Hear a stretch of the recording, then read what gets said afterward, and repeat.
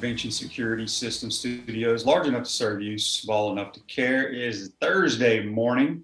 We got a good show lined up for you. We're going to kick it off with Brent Beaird over in Jack's College Sports Today, First Coast News over there. Also a Heisman Trophy voter. Talk to him about what's going on in college football. Second half of the program, former Gator quarterback Wayne Peace will join us as well. Some news and notes before we get to Brent. We got sports, folks. Sports start today. The PGA PGA Tour kicking it off today out in Fort Worth, Texas at the Colonial Country Club. So should be a big, exciting weekend. I know I'll be watching some golf, ready for some sports, no question about it. But we're going to go to the Titan MR hotline now. And if you want to send a text for Brent or Wayne Peace, the text line is 352-353-7465. But we're going to hit the Titan MR hotline right now, and we're joined by good old Brent Beaird. Good morning, Brent. How are you? Shane, I'm doing well. Good to be on with you. We know a little bit more as the week is going on this week. We know about SEC Media Days. We also have not one, not two, but three preseason magazines in hand, so and that's exciting as teams and players trickle into schools. So things at this point a bit more optimistic than they were a few weeks ago. Yeah, talking about guys reporting from an SEC standpoint, correct me if I'm wrong, pretty much all the SEC schools have athletes back on campus except the two Mississippi schools? I know originally when we saw that list, it was, I think, Kentucky and Vanderbilt, actually. And I think by this weekend or by the first of next week, basically everybody will be in at that point. But again, they're bringing, all the schools are bringing in a handful of players at a time. They're testing them. And then they are able to get on with some volunteer workout with the strength and conditioning staff. The main thing right now is we're having very few players test for the virus. I know Alabama had 5, Auburn had 3. And everybody else was maybe 1 or something of that nature. It really wasn't that much at all. But the important thing is they're able to get these players isolated, treat them, and they should hopefully be fine in a couple of weeks. Yeah. So as you mentioned, most people get really excited in the summertime when they head to the grocery store and you go by the magazine aisle and there's Lindy's and Athlons and Phil Steele and all these, pictures of these college athletes on the cover. Talk a little bit about, has Brent Beaird, have you purchased your magazines? Have you started reading them? And tell us what the predictions they have in there. Yeah, I have 3 of them at this point. Your top 5 basically are all kind of the same. It's just a shell game with some of the magazines. And in other words, either Ohio State or Clemson has been predicted number 1. But the good thing is with the playoff era, it's the top 4. So Lindy's, Ohio State, Clemson, Bama, and Oklahoma. Florida 5.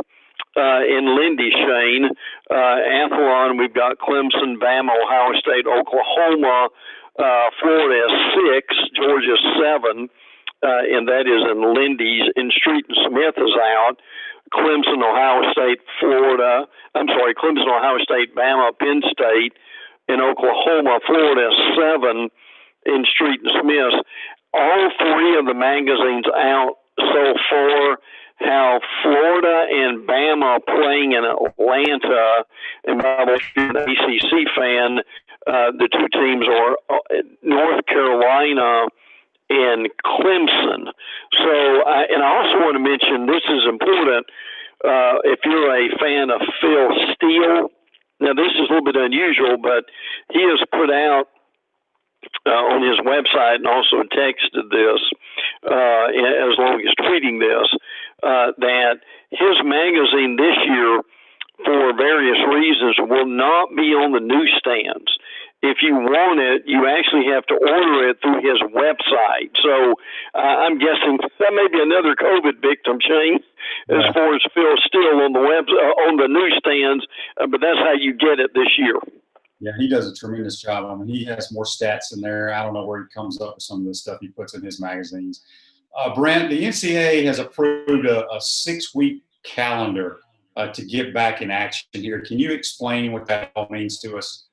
I give them a lot of credit. This is from the NCAA Oversight Committee that has proposed a 6-week calendar that is kind of a transition back into some normalcy, meaning that players will come to campus, they'll be tested, they'll be going through the usual, or at least as much as we can, usual setup with the strength and conditioning coaches for voluntary workouts.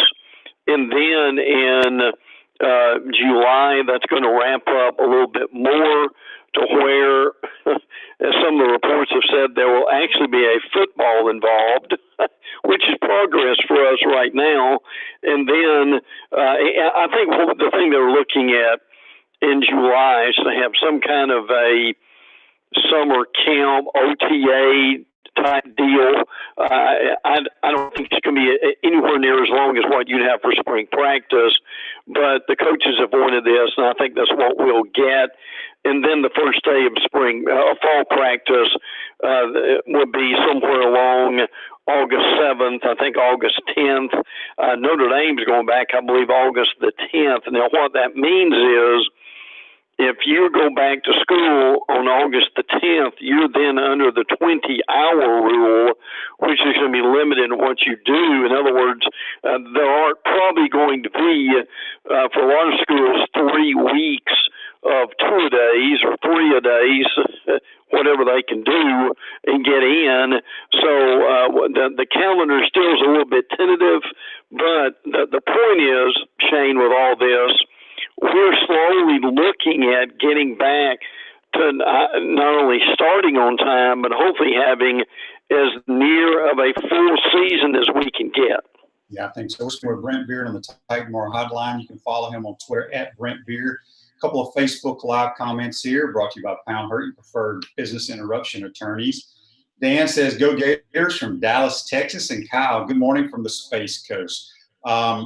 Brent, when you we'll get back to what's going on in college football right now, but we haven't spoken with you since the passing of two basically legends, Pat Dye and Johnny Majors. I'm sure you covered them sometime during your career. Talk a little bit about what those two meant to college football. Yeah, they meant a lot, and it's amazing that they both passed away just within days of each other.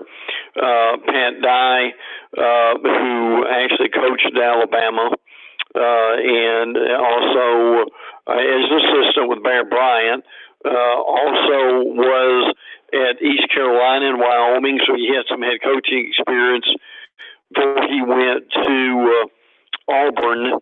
Now, the interesting thing is, Auburn nearly hired Vince Dooley of Georgia before they hired Pat Dye. Dooley turned them down. Otherwise, one of the great what-ifs in college football may have been Vince Dooley going to Auburn and Pat Dye going to Georgia, if you can believe that. But back in the day, that's kind of where they were. But Dye did a great job in reestablishing Auburn. He got the Iron Bowl moved to a home-and-home basis where they played in 1989. Dye obviously was able to recruit Bo Jackson, one of the greatest running backs ever, away from Bear Bryant. But Dye was very involved even after he retired at, frankly, basically a young age in his mid-50s.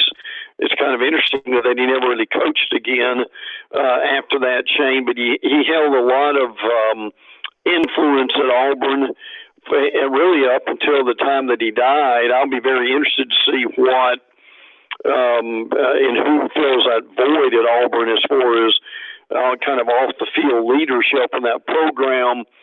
Johnny Majors was one of the most tremendous frankly, dual threat guys as far as, and I use that term as far as a great coach and a great player.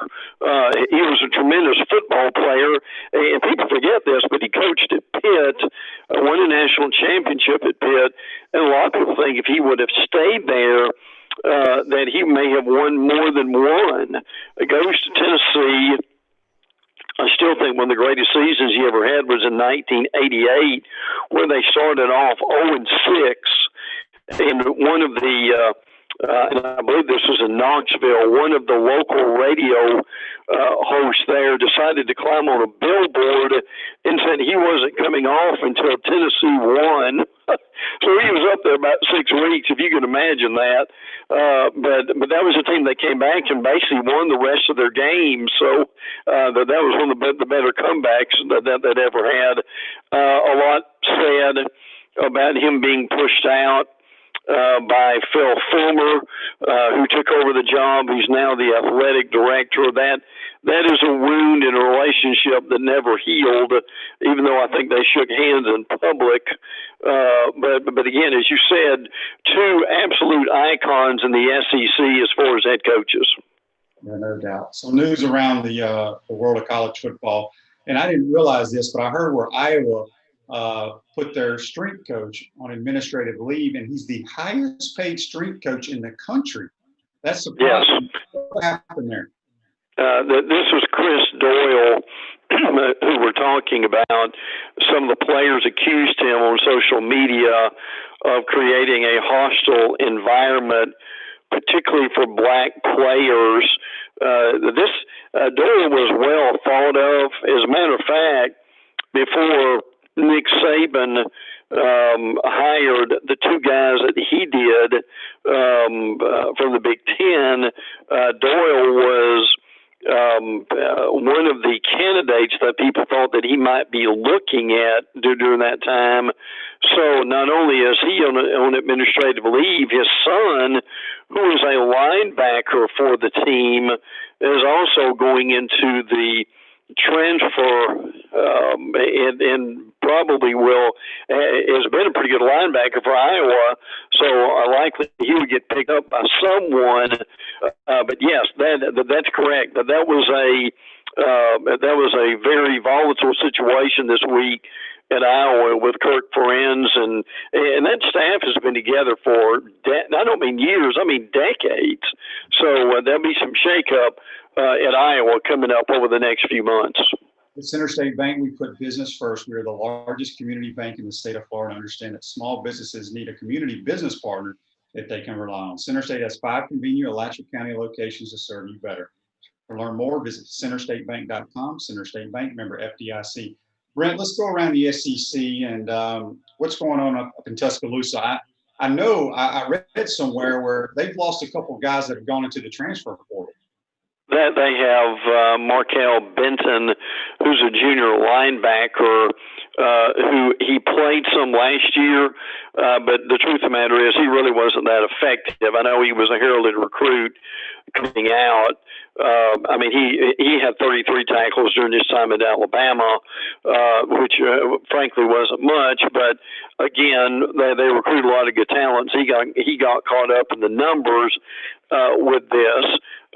So he is in the transfer portal.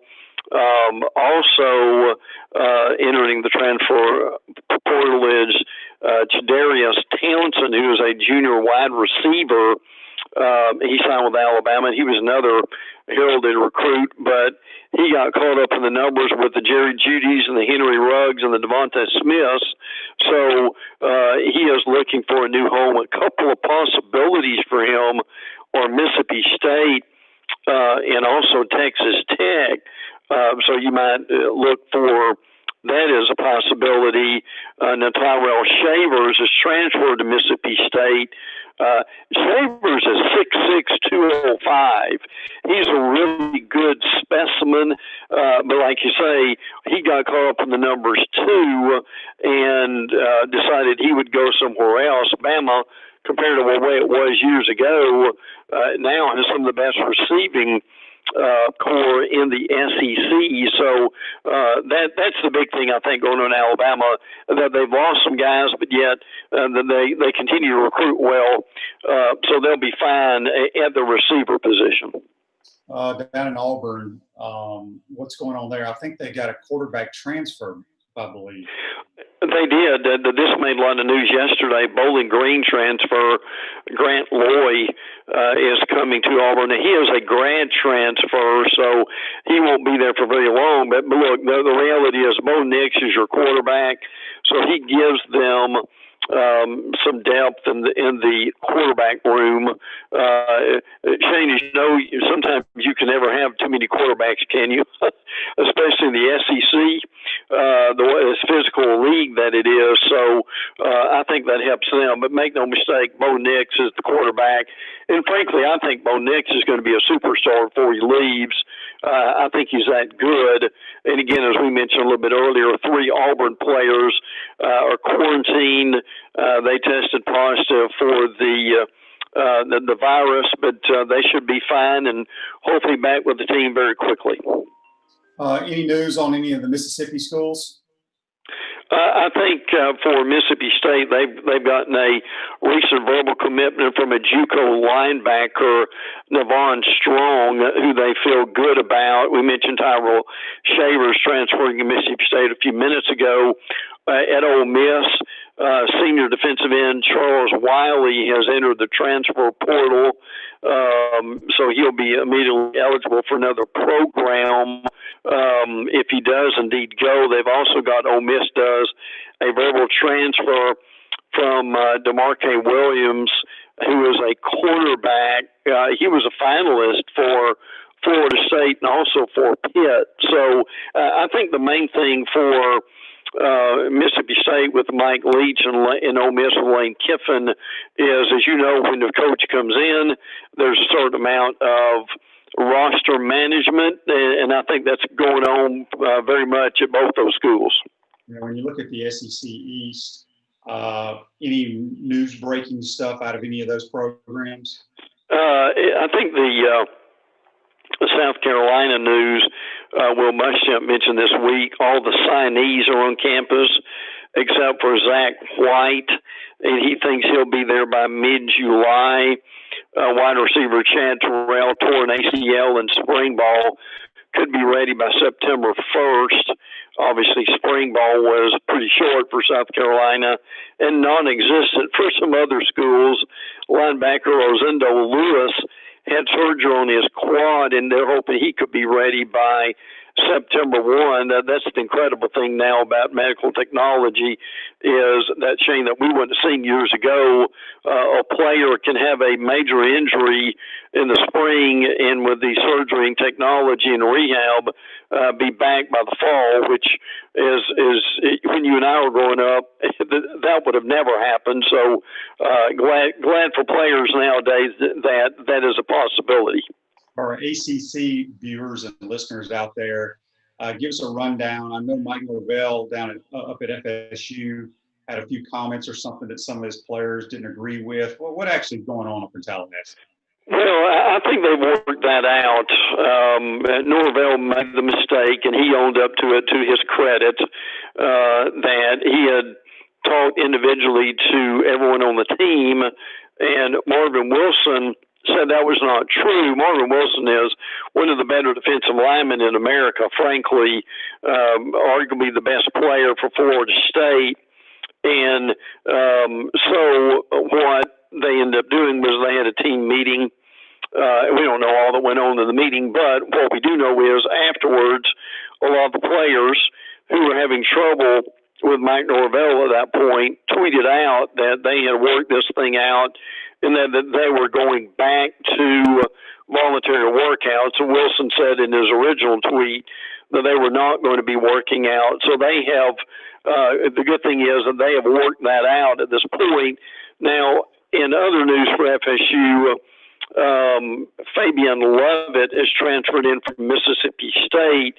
He's not a grad transfer, but they're expecting him to get a waiver and hopefully will allow the tackle to play very quickly.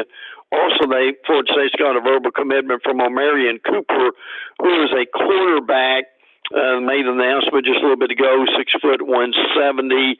Michigan, Penn State, South Carolina, Texas liked him. They've also got a verbal commitment from a 3-star Bryson Estes, who is a center. They are trying to work hard in redoing their offensive line, which is the weakness of the team, frankly, at this point, too. They've got a transfer from Emmanuel Rogers, who's a freshman defensive tackle coming from Hutchinson Community College.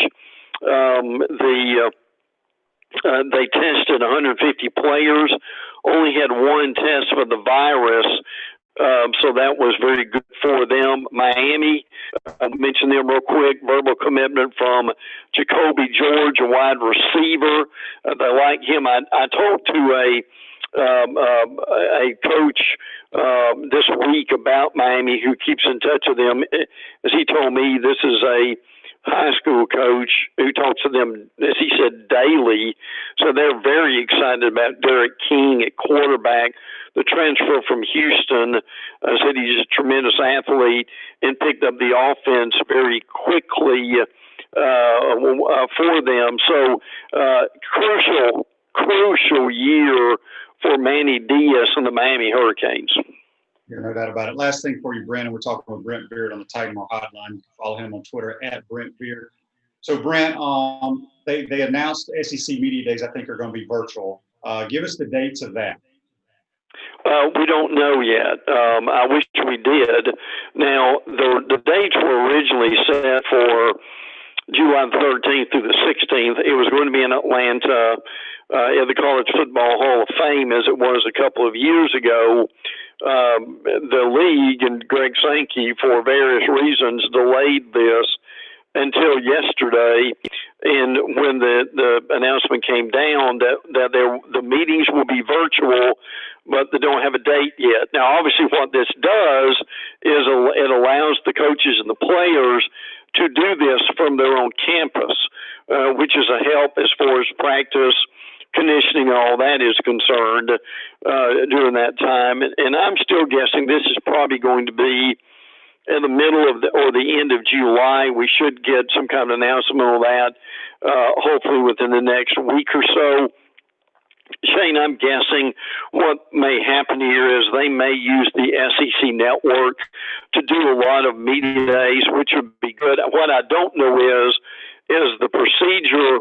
Are they going to allow media to ask virtual questions or do this on Zoom type thing? Can you imagine having 1,000 members of the media on Zoom, Shane? But however they do it, hopefully we'll know. The only conference now that has not made an announcement about their media days or day is the ACC. Everyone else is going virtual, and I won't be surprised at all if the ACC doesn't do the same thing. Well, Brent, good stuff, my man. We'll talk to you soon. We appreciate you taking the time this morning to join the program. Always a pleasure, Shane. Enjoy it. And the good thing is we're edging closer toward football, brother. Absolutely. Take care, bud. You too. Yep, that's Brent Beaird from College Sports Today, First Coach News over in Jacksonville. Join us on the Titanmore Hotline. We're going to take our first time out of the program. When we come back, we're going to be joined by former Gator quarterback Wayne Peach. You're watching and listening to Matthews in the Morning from the Crime Prevention Security System Studios. We'll be right back. Time out! Time out! Hey! Time out! Time out! Time out! There we go. Good. We want to take this moment to thank all our sponsors who keep the show going and pay the bills. Let's give them something to cheer for now. Our gridiron sponsors are Crime Prevention Security Systems, large enough to serve you, small enough to care. Titan MRI, Gainesville's only locally owned and operated MRI facility. The Best Restoration, Masters of Disasters. Pound Hurt, your preferred personal injury attorneys. Peachland Dental, Gator fans' first choice for dentistry in Port Charlotte. Our touchdown sponsors are Campus USA Credit Union, Celebration Point Town Center, The Digital Mortgage Guy, Adams Ribs, Gator Dominoes, Celebrate Primary Care, Center State Bank, Gator Bait Media, Davis Gainesville Chevrolet, Miapa Latin Cafe, Gators Dockside, Aikido America Martial Arts and After School, Doreen Weeby Realtor, Caldwell Banker MM Parish, Radware, Wrap Spot, and Style Cuts. If you are interested in promoting your business on this show, you can visit our website, potupwithshane.com, and click on the advertise button or call Freddie at 352-284-3733. Again, thank you for all the great businesses that support the show. Please remember, if you like what we are doing here, thank our sponsors and support the businesses that support us. He's looking, still looking. He's going for the end zone. He's got a touchdown. Welcome back to Pot Up with Matthews in the Morning from the Crime Prevention Security System Studios, large enough to serve you, small enough to care. Thursday edition. Hey, folks, Celebration Point is where the Gators come to celebrate with premium brands like Bass Pro Shop, Palmetto Moon, Skechers, Starbucks, The Keys Grill and Piano Bar, Select Shades, Regal Cinemas, and coming soon, the HBC's new restaurant, Spurrier's Gridiron Grill, and Visor's Rooftop Bar. We will see you at Celebration Point, where the Gators come to celebrate. We want to thank Brent Beaird for taking time to join us. Now we're going to go back to the Titan MR hotline, and we're joined by former Gator quarterback, the first number 15, Wayne Peace. Good morning, Wayne. How are you, buddy? Truly blessed, man. We're just thrilled. Family's doing well, and hey, thanks so much for having me on this morning. Absolutely. So Wayne, what I like to do with former players when they come on my show, we go back long ways, back in the day when they were growing up. You grew up in the Lakeland area.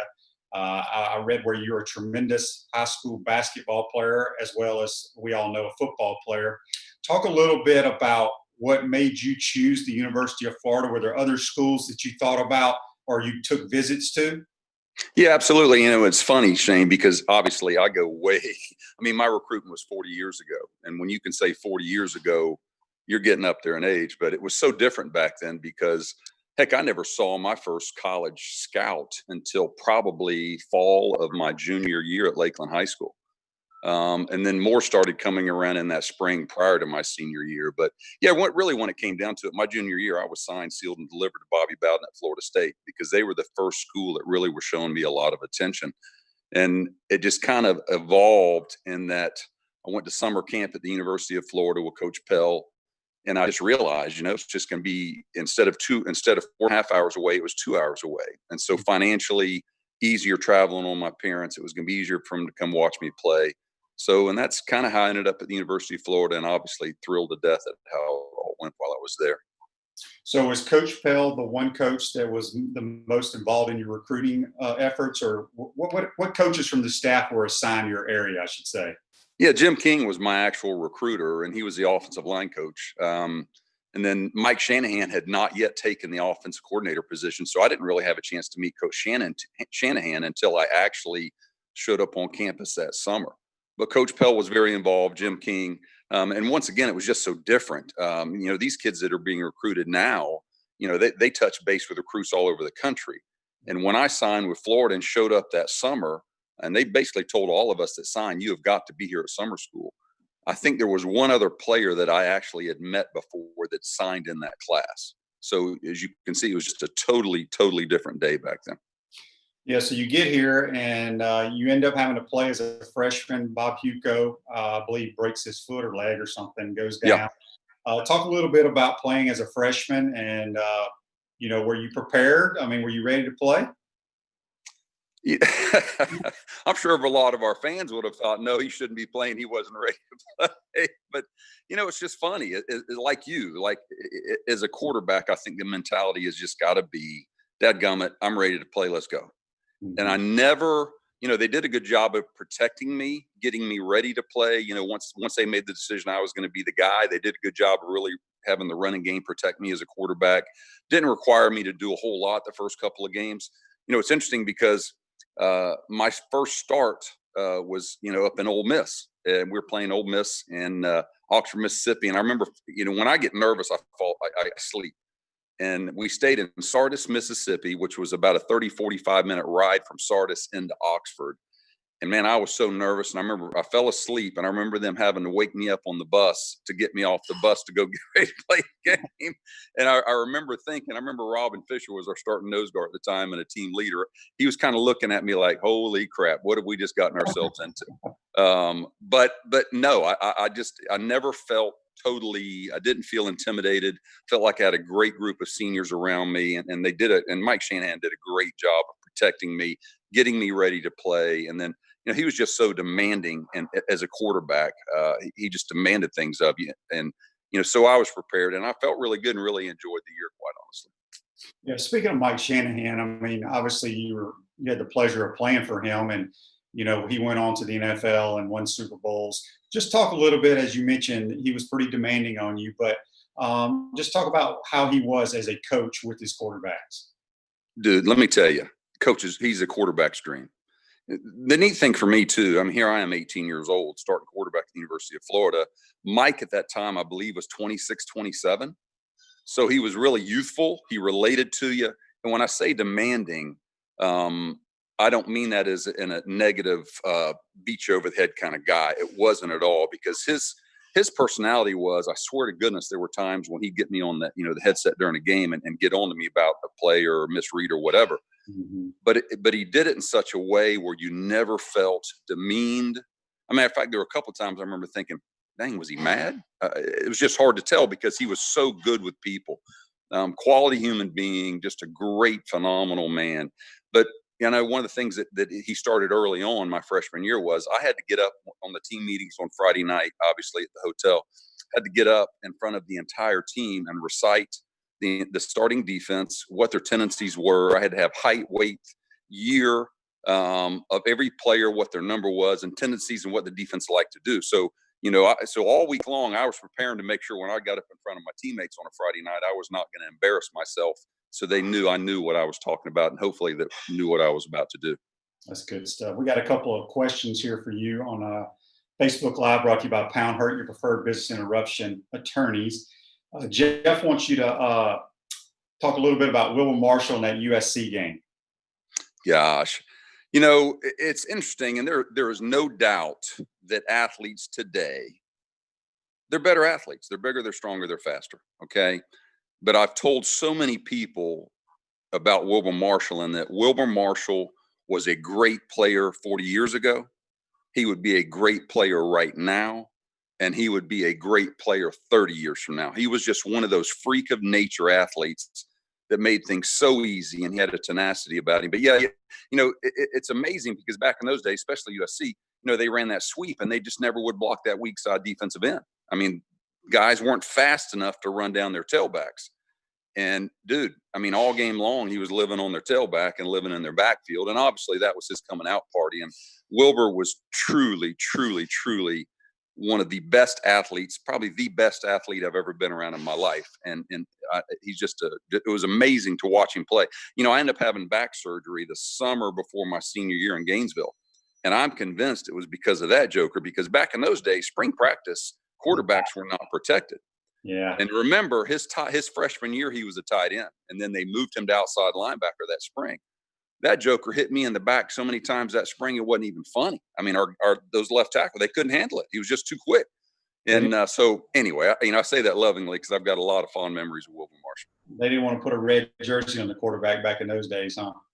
No, dude, it was a different day. Let me tell you. Yes. Finally, because Cuco and I, obviously, and Bob Cuco was a heck of a quarterback, and unfortunate for him, fortunate for me, he was injured and I had a chance to play. But each year after that, we were competing for the starting job every spring. And because of that, dude, we were live. We had no red jerseys. It was full go, get after it. So, and then finally, the spring before my senior year, I was the guy. So they put me in a jersey, and I couldn't get hit the spring of my senior year. So Dan's got a question here on Facebook Live, brought to you by Pound Hurt. He wants to know, were you the first Gator on the cover of Sports Illustrated?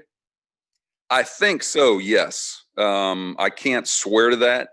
But the cool part about that for me was, my whole life, I've just always been a sports fanatic. And I remember as a kid, I couldn't wait. And I remember when I was a kid growing up, heck, I paid for the subscription because my parents couldn't afford it.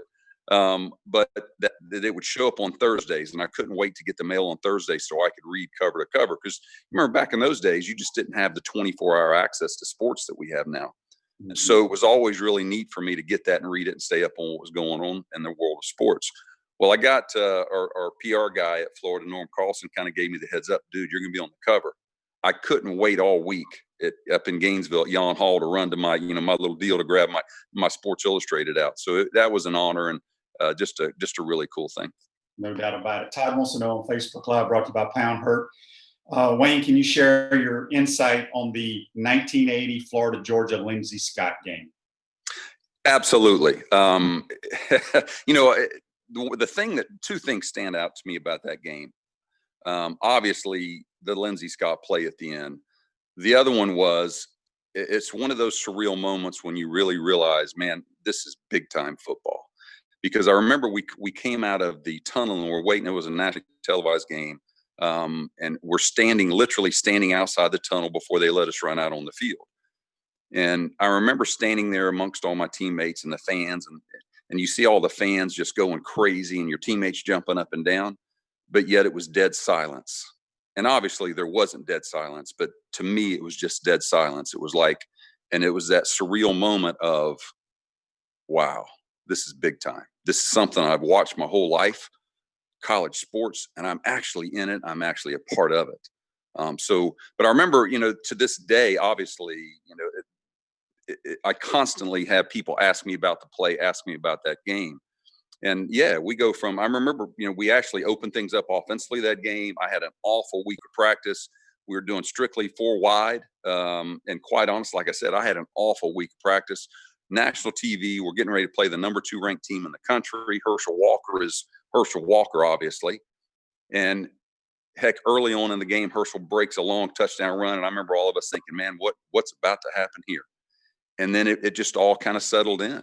And we played great, had the lead late in the game, obviously. I remember sitting there with James Jones. We're sitting on the bench. We're kind of high-fiving, and all of a sudden that play broke and they went. So, it's really what sport – the kind of cool thing about sports is how quick it can go from that extreme high to that extreme low, and by the same token, go from that extreme low to that extreme high.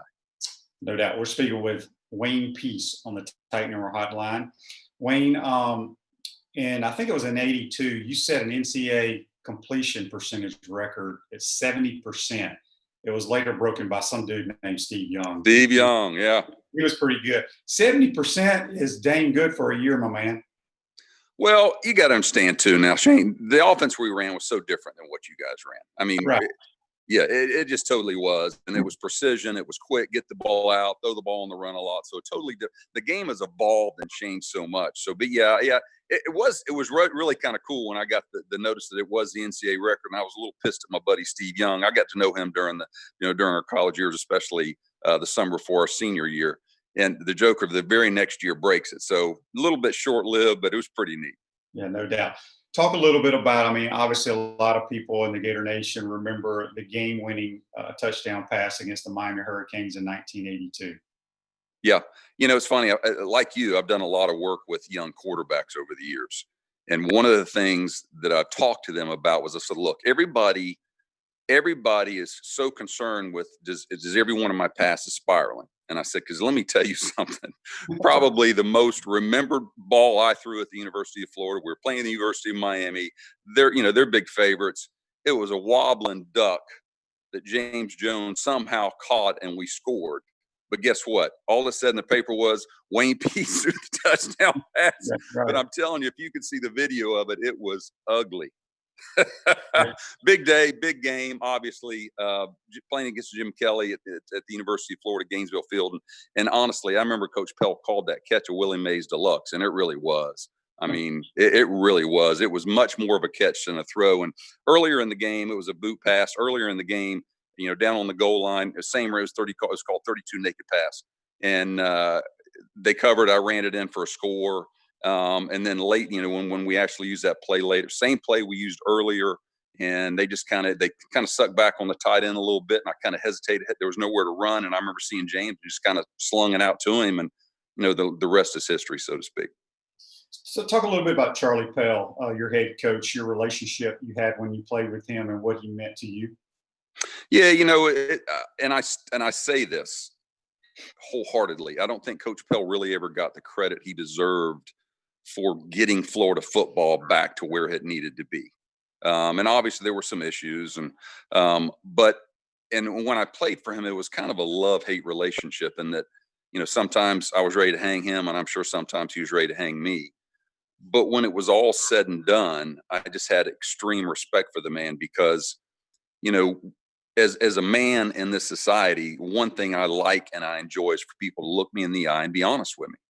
And sometimes that's hard to accept, but Coach Pell would look you in the eye and he would tell you what he wanted to tell you. And sometimes, I didn't like it at that point in my life. Maybe I wasn't mature enough to accept it or handle it. But by the time I was done there, I realized, you know what, that's the best thing he could have ever done to me. I want people to look me in the eye, be honest with me and he was honest with me about the way I was playing or what was going on the team. And so have just utmost respect for Coach Pell, and was really just very happy to have the opportunity to play for him. And you're a member of the University of Florida Hall of Fame, well deserved. But what would you say is the greatest moment that you had as a Gator? Greatest moment.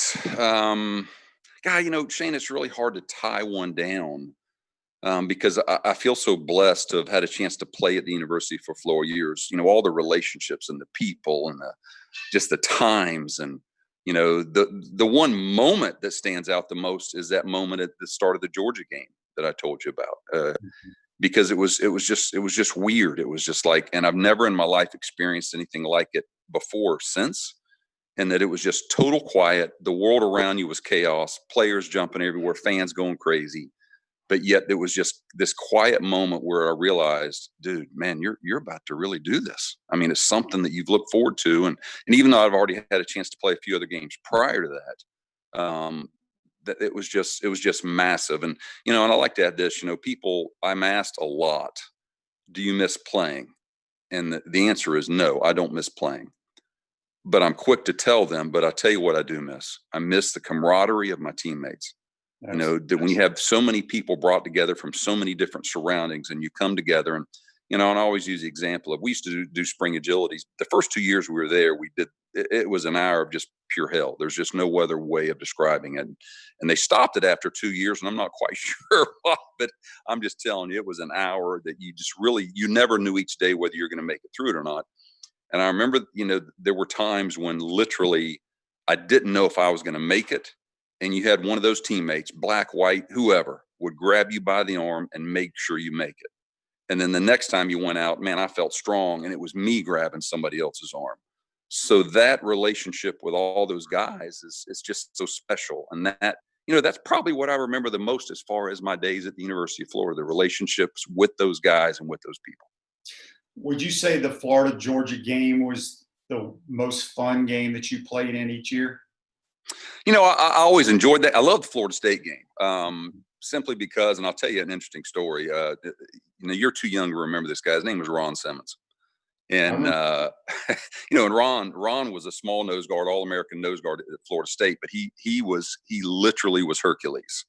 I mean, the physique on this guy was freakish. And when I was finishing up my official visit at Florida State, I remember I was talking with Ron, and they had those apartments there outside the stadium there where their team stayed. And he basically looked at me and said, "Peace, just remember, you don't come here, you got to deal with me." So once again, my freshman year, national TV late in the last game of the year. And it was an afternoon game, which I hated, by the way. I like playing at noon. Let's play these games. Let's move on. I don't want to think about them all day. So anyway, we're kind of hanging out at the hotel, and it was his last home game as a senior. So they did a tribute on the news to him with that song, Big Bad Ron, and showed all his plays. And I don't mind telling you, I got a little bit intimidated. We're not supposed to admit that, but they were just something, it's like, crap, man, I got to play against Ron Simmons today. And I'm still, 19 years old, right? So, but what I'll never forget is very first play. And Shane, back in those days, I never ran a single play from shotgun. I mean, everything was under center back in those days. Okay. So totally different day to day. But I remember walking up, literally getting ready to put my hands under center. And then Ron Simmons, at nose guard, just, he just looks at me and hollers. and poses with those big old muscles bulging on his arms, and he wore his sleeves all up tight, and I'm thinking, holy crap. But it's funny how just little things like that, the things you remember. But I love playing against Florida State because of obviously the rivalry. And then, honestly, that's the school that my junior year I was going to. 100% I was going to Florida State. So big memories. Yeah, talk a little bit about playing for Coach Spurrier with the Tampa Bay Bandits. Let me tell you, hands down, the most amazing guy, because I sat at the bench over there, so I had a lot of time to sit on the sidelines with him. But most amazing time to sit or stand beside a coach on the sideline and watch him call a game, and it was totally out of his mind. He had no cheat sheets, no 3rd and 10s, no nothing. Everything he did, you watched his mind, and he called it just point blank spontaneous. So it was an amazing year to watch him do that. Tons of respect for Coach Spurrier and what he was able to accomplish. And so it was pretty amazing. Yeah, it is amazing how he calls plays. So Wayne, once your pro career was done, you went back to Lakeland, started a State Farm agency. You coached high school ball. Let everybody know what's going on with Wayne Peace right now. Tell you, Wayne Peace is blessed. People ask me all the time, and I'm just, I'm blessed. I have a wonderful family. I've got a loving wife, Melanie, and I met. We were 15 years old. We've got our 36-year anniversary coming up this year. Awesome. My oldest son is 31. He's in the land business in Thomasville and doing great. My other 2 boys are 28 and 24, and they live in Tallahassee. We have a family business there, and they're running the family business. My daughter, my 3rd son, did graduate from the University of Florida last May, by the way. My daughter just started her junior year at the University of Florida, so we're glad she's up in Gainesville. And yeah, I'm in my 34th year with State Farm. And, I tell kids all the time, and I coached high school football as head coach at Lakeland Christian School for 6 years. And I've had a chance to talk to a lot of other athletes during this time since, my playing day's been over. And I said, look, dude, if you go to the University of Florida, keep your nose clean, get your degree, you will have opportunities that other people just will not have. And it is so true. The University of Florida has been so amazing in my life, and the way it helped me set me up. And I'll tell you, I was cut by the the Chargers. And I came back to Lakeland, and the local sports writer called me and said, hey, Wayne, let's do an article. I said, I'd love to. And he said, what are you going to do? And I said, man, I've had an amazing opportunity with State Farm, but prior to that, they ran an article. I was cut, and they called and asked me. So I said, and once that hit the paper that I was done, my football career was over with. I had 3 major companies call me that day and say, come talk to us. We want you to come interview. We have job opportunities for you. Come talk to us. And that was set up by my days at the University of Florida. So I'll always be very, very thankful for that. No doubt about it. So when you look back, was Lakeland dominant in high school back in your days as they have been the last 15, 20 years with all the players that have been coming to the University? No, not at all. And matter of fact, my high school football coach is Bill Castle, who is the legend, who is still the high school football coach at Lakeland High School.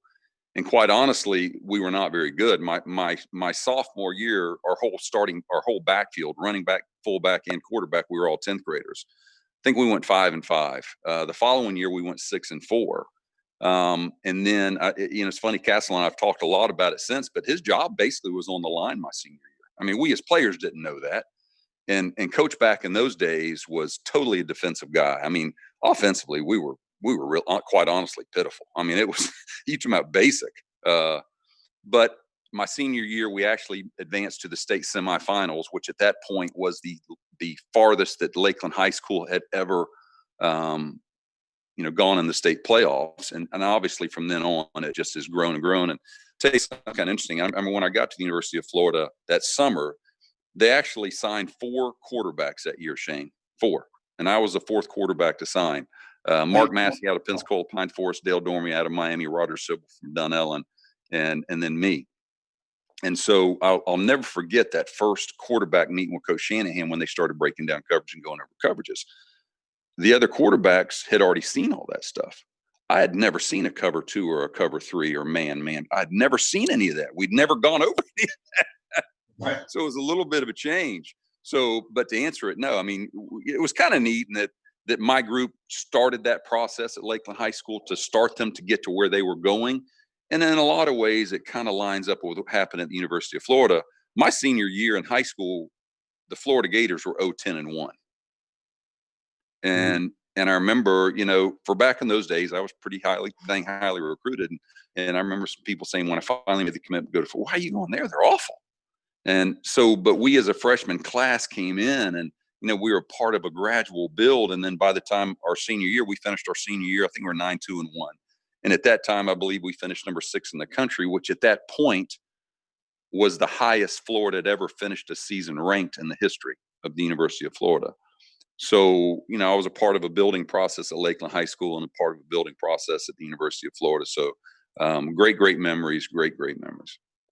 Absolutely, man. Well, we do appreciate you taking the time to join the show today, Wayne. So happy that you could do it.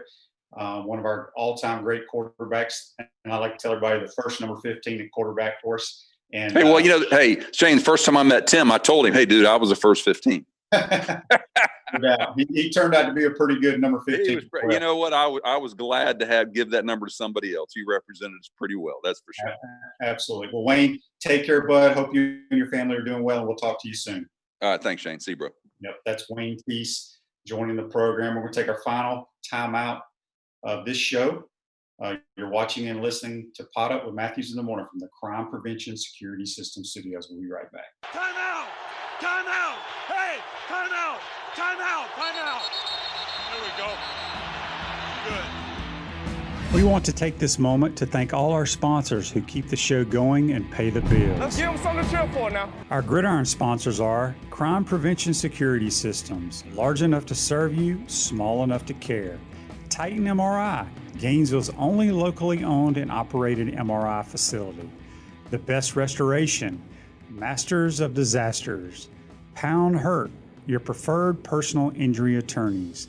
Peachland Dental, Gator fans' first choice for dentistry in Port Charlotte. Our touchdown sponsors are Campus USA Credit Union, Celebration Point Town Center, The Digital Mortgage Guy, Adams Ribs, Gator Dominoes, Celebrate Primary Care, Center State Bank, Gator Bait Media, Davis Gainesville Chevrolet, Miapa Latin Cafe, Gators Dockside, Aikido America Martial Arts and After School, Doreen Wiebe Realtor, Caldwell Banker MM Parish, Radware, Wrap Spot, and Style Cuts. If you are interested in promoting your business on this show, you can visit our website, potupwithshane.com, and click on the Advertise button or call Freddie at 352-284-3733. Again, thank you for all the great businesses that support the show. Please remember, if you like what we are doing here, thank our sponsors and support the businesses that support us. He's looking, still looking. He's going for the end zone. He's got a touchdown. Welcome back to Pot Up with Matthews in the Morning from the Crime Prevention Security System Studios. Large enough to serve you, small enough to care. We're going to close out this Thursday edition. I want to thank Brent Beaird for joining us talking college football, and then obviously former Gator quarterback and Hall of Famer Wayne Peace. Hey, folks, this day in sports is brought to you by the Best Restoration. Do you have COVID-19 concerns? Do what everyone is doing and hire the Best Restoration to fully sanitize and sterilize your home or office. Visit their offices this week for a free bottle of hand sanitizer when you mention the code Shane. Call 352-234-8994. This day in sports, let's see what we got here. Back in 1961, Roger Maris hits his 19th and 20th home run of his 61 home runs in 1961. That's this day in sports, brought to you by the Best Restoration. Also, tomorrow's program, make sure you tune in. We're going to have Larry Vitale. I hadn't talked to Larry in quite some time. Used to be in the Gainesville area, now lives up in New York City. See what he's up to, talk a little sports with him. We're going to have PGA Tour player Chris DeMarco. Talk about his run at a Masters against Tiger Woods back in the day. So make sure you tune in for that. Also, make sure you follow us and like us on Facebook Live. You can check us out on YouTube, Spotify, Apple Podcasts, and Google Podcasts.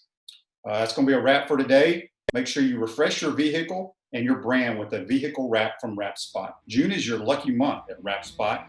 Mention promo code Shane and receive 13% off your vehicle wrap.